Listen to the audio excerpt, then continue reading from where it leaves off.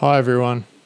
This is the second time I've recorded this today. I realized my mic was off after I was editing it, so it happens to the best of us, and we just roll with the punches. So today we're going to talk about the 30-day calendar cycle, the lunar calendar, which it's called. So we basically have multiple calendars. Okay, so we have the ancient calendar format, which is the lunar calendar using the moon. Okay.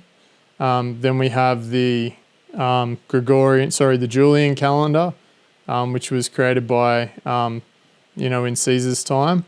Then we have the Gregorian calendar, which was created by a pope in in the 1500s rather. And so we have all these calendars, and what we want to do is try and follow God's calendar. So we want to use the calendar that He's given us. Okay, because if the Bible is written according to God's calendar, why would we use a Gregorian calendar? Why would we use a Julian calendar? It makes no sense. Everything we need should be in the Bible. That's how this works. So just a bit of a disclaimer. There's a section where we're going to touch on the two witnesses. I'm going to propose a completely different angle from it. And, if you get upset about it, then that's on you, because, I'm here to just let the scripture speak to itself. I'm not trying to upset anybody. I'm not trying to proclaim or change anything, but I know people get very, funny about these things. Now, what we have to try and do is be fluid in our thoughts, because even though we think we have all the answers, like this is about the fourth time I've been around this. I think I know, I think I've got an understanding, and it's completely different. And so we need to be fluid. And the other thing too is you also must understand that the Bible has multiple meanings for things and different layers. Okay, it has multiple layers like an onion. Okay, so those layers, can correspond to, like let's have a look at Luke, Mark, and Matthew, for example. Okay, they clearly provide different pieces of information. So there's a layer of detail. Okay, so if you look at each of them, but then if you look at them prophetically, it appears that it's speaking to three different groups or three different audiences. Okay, then we start getting into the details of the layers where all the details are different. Okay, so not all the details, but nearly all of the major details are all quite different. Okay, it's almost like we're getting different stories. Okay, then we have a look at John, how it also confirms the actual story. So there's all this going on in the Bible, all across the board, and we're given, we have to search it out. Okay, we have to search it out. So that's the biggest thing. Sorry, my phone's ringing. I'm just gonna stop that. Right, so I'm going to start with the calendar, and we're going to go through this. So what I've done here is I've painstakingly recreated a Torah calendar for 2024. I want to forecast forward to 2024, because then we don't know what we don't know. So we don't know what's going to happen. But as things happen, okay, we can start to then go, okay, that's where we are on the calendar, and move forward. If we go historical, if we go backwards, we're going to do historical to try and work out what dates things happened when. Okay, so for example, we're going to talk about Hezekiah and the sundial in here. So we know that happened, at a particular date. What month did it happen in? What day of the month did it happen on? Okay, and we could plot that out on the calendar. Now, we can go back and try and figure out the year, but that's a whole other different kettle of fish at the moment. We have to start plotting information. That's how we're going to create a calendar. Okay, so at the moment, what I've put in here is I've put the sighting of the crescent moon. This is in the Torah calendar, which signifies the first day of the month. It's sighted on that sunset the day before, and then it signifies day one. So you can see that the day one on the Torah calendar is not day 1 on the Gregorian. So Gregorian will be the 1st of December, but it's day 1 and it's the 14th of December. So we look at the Torah calendar and it goes from December, so month 10 here. See how we don't start at month 1.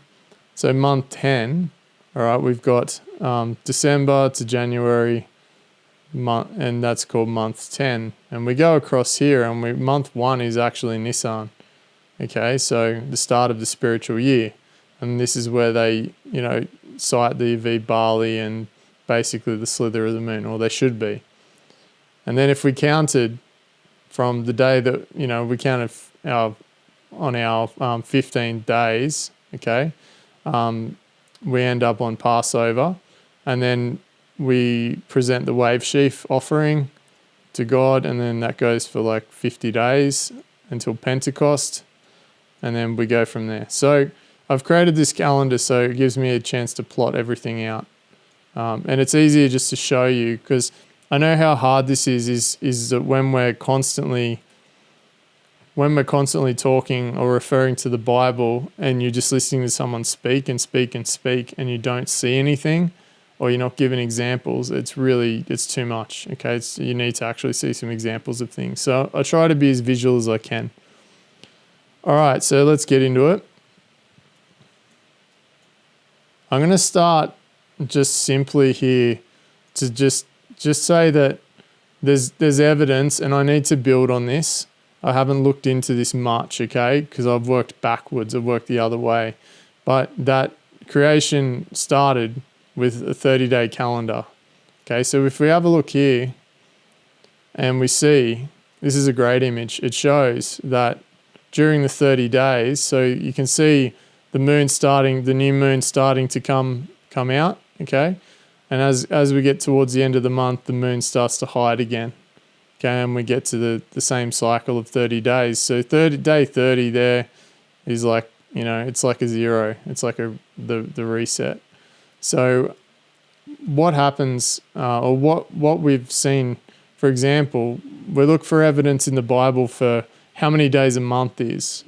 And so I started with Genesis. And so we see here the waters return from off the earth continually. And after the end of the 150 days, the waters were abated. So 150 days.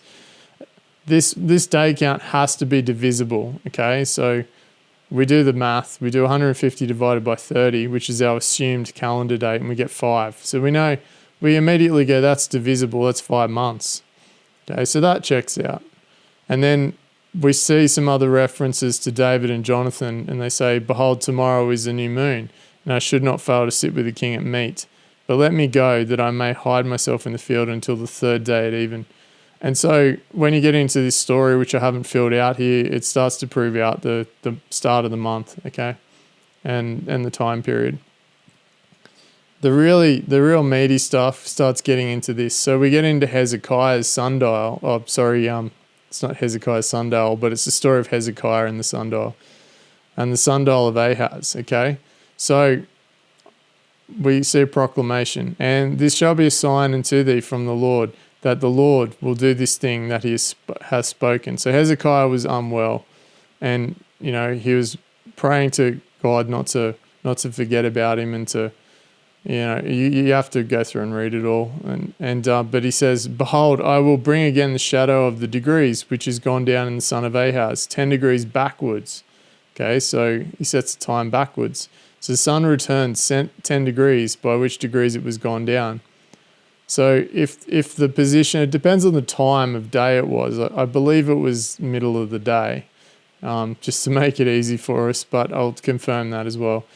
And so we see with Hezekiah, he'd been sick, all right, but he recovered after this. And so that 10 degrees, like he also refers to it as the cutting off of my days, which is what God has actually done here, cut off the days. So with the sundial, this is actually removed about 40 minutes per day when we calculate it. It was reduced from the 24-hour day, okay? So every 3 years, because on a 24-hour clock, okay, just the math, the 24-hour clock, every hour is 15 degrees. Okay, so it's 10 degrees, so it's a little bit less than 15, and the math works out as 40 minutes, okay? So every 3 years, this is why on the Torah calendar they add a 30-day month. So a sneaky little month goes in here, okay? Adar-2, a leap month. So 2015 is the start of a leap month. 2024 is a leap year, but we add the 13th, the extra month to the 2025, okay? So the first day of the next year. So what this does is in 2025, Passover is delayed. Passover is more like in April, okay? Which changes a whole bunch of stuff. So this changes some other things around the harvest and all sorts of stuff. So it's just important to note, because we're going to kind of cover this and explore this a lot more. So I found this morning, that there seems to be a return to a 30-day calendar.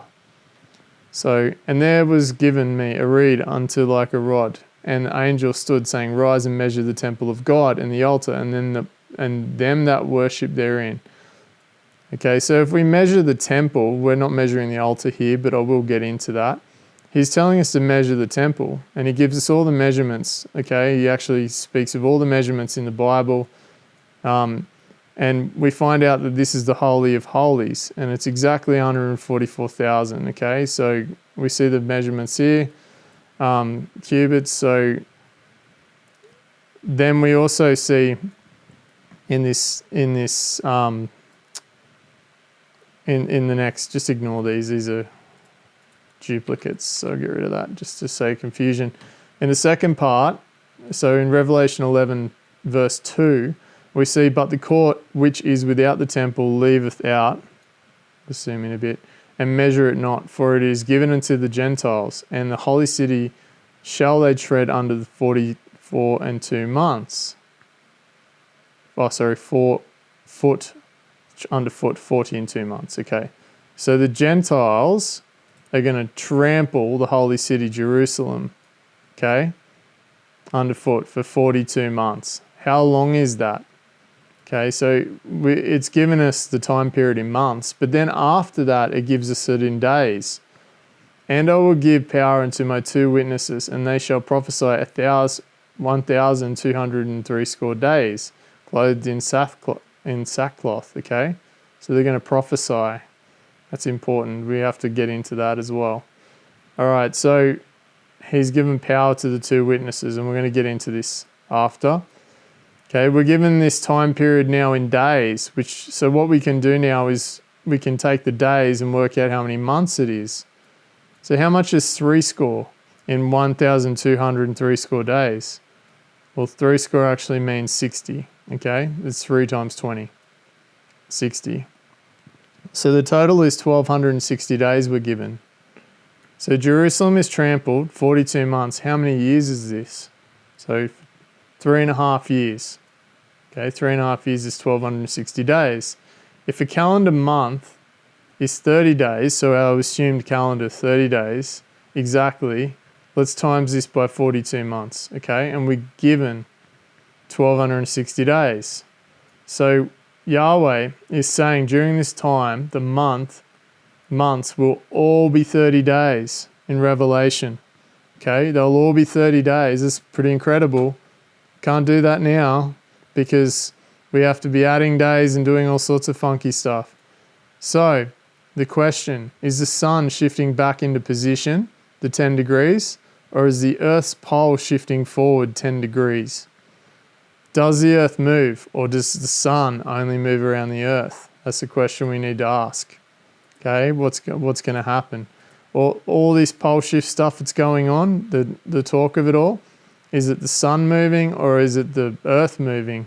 All we know is that we're in the time period where it appears to be happening, okay? We're in the time period where all this craziness is starting to happen. So we have to ask that question. So let's have a look now, at just a few things that I found while I was doing this, okay? So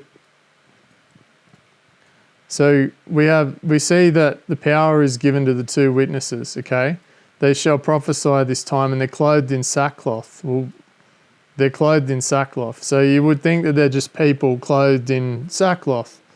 Okay, what color is sackcloth?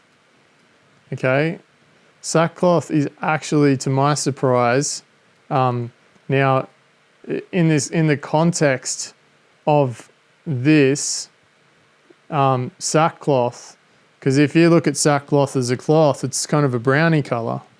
Okay, so that's really interesting.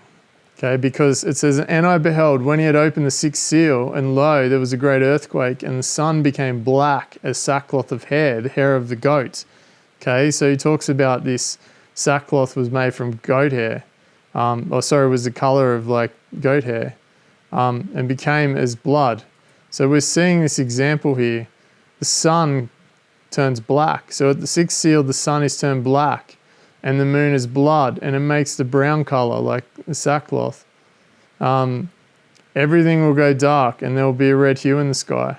Okay, so the sun, if we go over here, sun points at the moon, darkens, it's darkened, and points towards the earth, and it's darkened. But we get the hue, the glow, the subtle glow. We don't get the earth kind of glow. But my point is that he specifically says and gives us the color that he refers to when he says sackcloth of hair. Okay, he's referring to that goat hair. And it's black as. Okay, it's so black. All right, so the sun's darkened, and then we see another reference here.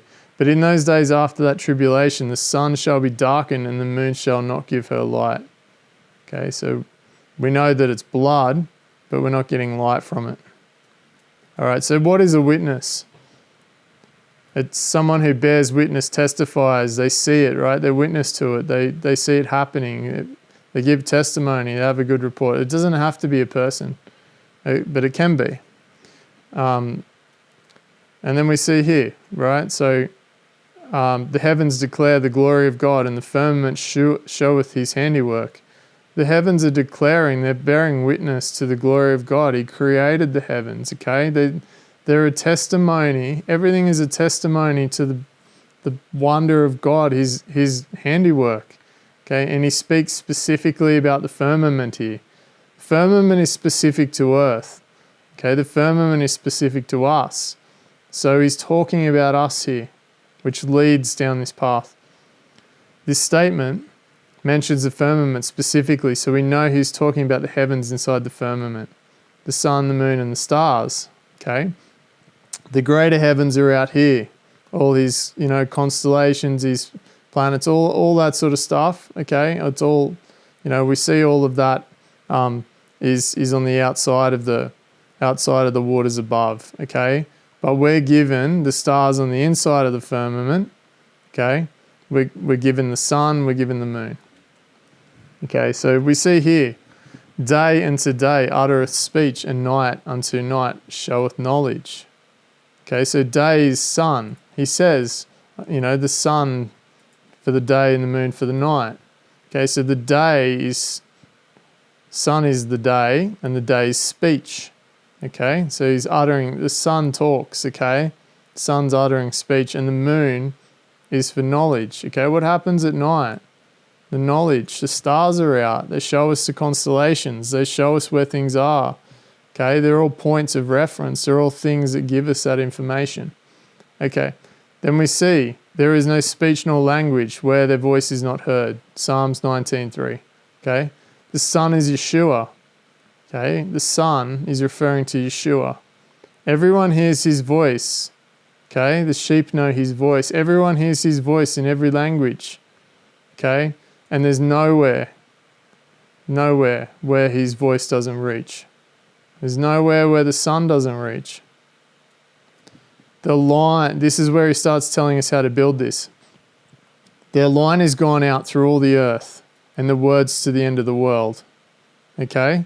Their line is gone out, and their words to the end of the world. So the end of the world, okay, is the sun, okay, and there's a line that goes through the earth.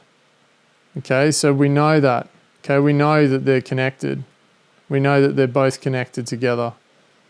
And so that gives us the position which could go this way or this way. The Son is, which is as a bridegroom coming out of his chamber, and rejoiceth as a strong man to run a race. The Son or Son is the bridegroom. So that's Yeshua. Our Son is Yeshua, okay? And he's a reference to Yeshua. And so his going forth is from the end of heaven, and his circuit until his going forth is from the end of heaven. So there has to be an end, okay? And his circuit and to the ends of it. And there is nothing hid from the heat thereof. So as he orbits around or he spins around 360 degrees, there's nothing that escapes it on the earth. Okay?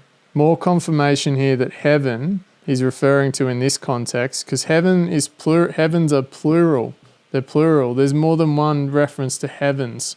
We seem to think that it's just, everything above, God says, I'm the Alpha, the Omega, the first and the last, So there's the constellations, Alpha Centauri and Omega, okay? He's saying he's like everything out there, and he's first and the last. Like he's the start and the end. And it's also like the first and the last in the Bible, the order of things, like the order of Luke, Mark, Matthew, okay? And the order in which they appear. So we see here, the law of the Lord is perfect, converting the soul. The testimony of the Lord is sure, making wise the simple. He immediately confirms after this verse, the next one, that it's a testimony. Okay? Reference to a testimony after he's established these positions of things. Okay? So we're given that. And so basically, he immediately says, like, the Son is the testimony. It's his testimony. Okay, it's Yeshua's testimony. He's the Son. It's his testimony. Okay, so let's read it again. The testimony of the Lord is sure. Okay, the law of the Lord is perfect, converting the soul. Once I have sworn by my holiness, I will not lie to David. His seed shall endure forever, and his throne is the sun before me. It shall be established forever like the moon, even like the faithful witness in the sky. So we're then told here, if that's his testimony, he's a witness, and then the moon's another witness. So the moon can be the faithful witness in the sky. Who says there can't be two witnesses, or who says they can't testify? They testify to the witness as a witness to God's creation.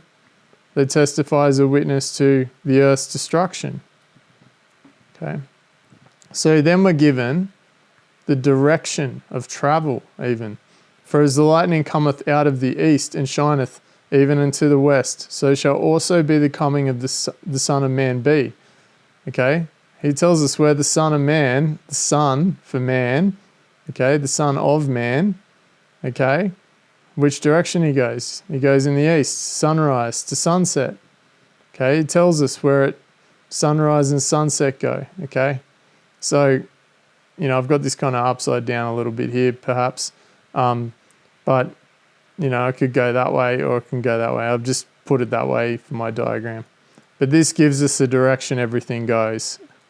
Okay, and when we look at the calendar here, okay, all we need to do now is we need to match up. We need to take this diagram and we need to have a look. So I'm going to put this in 3D, and then I can actually project the sun where the light shines onto the moon as the sun and the moon interact, and then I'll be able to then verify this as well. So it's pretty incredible, guys. Like, that matches up with the cycle of the feasts and the time period as well. So it also ties in with the wheels, like in Ezekiel, okay? The wheels within wheels. So we start talking about getting into the inner wheels. So we've got the wheels of like the Mazaroth, which is the tribes of Judah. And when you start diving into that, you get into the fact that there were, there's 12 tribes, and then there's talk of 10 tribes. And then you start seeing all sorts of stuff. Like you see things that, let me look if my notes are still here. Okay, so you see some interesting things like this, right? So he talks about like, where is it? So Simeon and Levi are brethren, instruments of cruelty, are in their habitations. Okay. And he said, he talks about them. They're brethren. They're like the twins. Okay, they're like the twins of Gemini. Okay, and then we see and then we see that at some stage, the Issachar has to move. He's said to move. Yes, Simeon and Levi are brethren, instruments cruel in their habitations. And he says for them to move positions, because originally Issachar is down here somewhere, but then he puts them in between the two burdens. Move from August to May because of Levi and Simeon. Issachar was actually born first.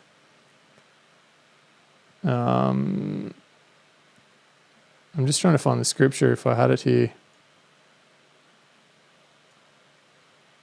I mustn't have put it in there. But basically, you can almost map all those tribes, okay, you can map them all into that inner wheel. And then we see the wheels that Ezekiel talks about, which I'll do a video on as well, which is crazy. And it talks about this. So my theory is that all of this, everything, ties into multiple layers of a wheel like this. Okay, and I'm going to build the wheel. I'm going to start putting it together as I understand it. Because everything's kind of, if you think everything's kind of like set in two dimensions, but then in 3 dimensions. So if you took everything in 2 dimensions like a circle and then you flipped it up into the sky like that, and you pushed it up, and then you had Earth, which is a circle with a dome over it, okay, and you had everything up there positioned in that exact alignment, okay, I believe that the stars and the zodiac, the Mazzaroth, and everything will basically fit neat and tidily into that perfect time period and that time system. But I just want to do my best anyway to try and put it all together and have it all correlate and make sense. But that is amazing to me that, he's given us the directions of how everything should be put together. And so out of everything in this video, that for me is just, so compelling. And when we start getting into the 2 witnesses here, like I'm going to start putting down the olive trees and their reference and things, because, most of us are familiar with the 2 olive trees and being grafted in, and then the oil and how the oil works and all those sort of things. That's why I believe there's some double meaning there. So I'm not actually saying that the 2 witnesses aren't, potentially remnants that are going to, return, or the 144,000. But what I'm saying is that I believe that the sun and the moon bear witness to the events on earth, and the sun is certainly said here to be testifying. So I hope you found that interesting. I just certainly did, and I can't wait to dig into this more. I can only do this work in the mornings before I start work, so it's hard, but I'm getting a few hours in every day and sort of getting there. So, all right, guys, God bless and Maranatha.